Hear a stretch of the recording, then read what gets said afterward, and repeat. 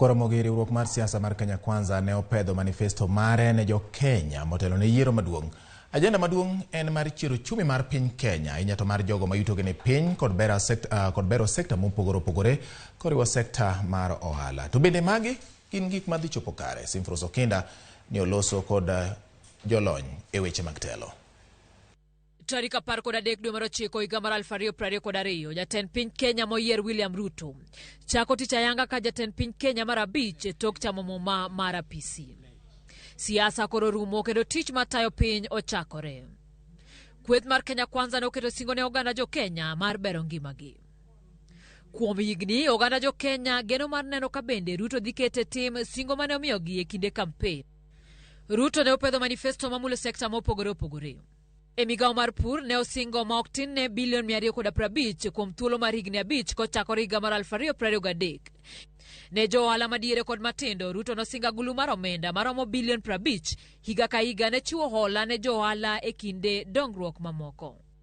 Sirkand Ruto bende nosingo ute manengogi ni piny maromo 250 higa ka higa kaka yo mar neno ni oganda duto oyudo kar jot. Ruto bende nosingo loko chenro masani mar somo mar CBC kendo yudo yore mamoko makare mag somo. Ne joma mine, Ruto nosingo chiwo 50% mar ten migepe ne gin.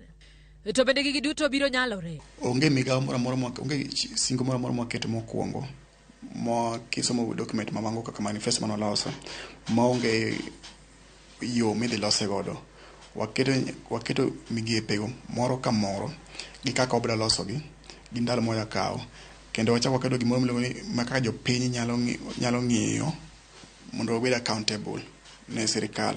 Owino lero kaka gichano pango tich ma bende owacho ni osemana chakore. Nitie mang'eny wachalo ni telo mar piny norikni matis kuom implementing mar chako chenro mar CBC. Koro chando jopuonje gi jopuonjre kata gi jonyuol ma kaka wan ma nyithindo wasomo iyudo ka wan gi pek mar kwanyo gini mayot. Mana kaka singo mamoko nitiere paro mopogore ni magi nyalo bedo mana siasa. The biggest problem is that the President-elect William Ruto has given so much hopes on the hustlers. He has given so much hopes on millions of Kenyans.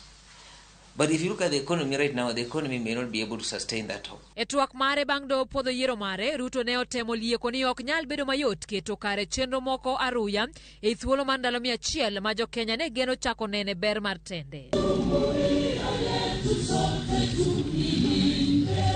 Jokanyo mag Kenya Kwanza wacho ni singogi duto biro chopo kare. Jolony neno pek ka gitudo wechegi koda weche mag siasa. Japiny to rito resruok kuom nengo ngima masani oidho.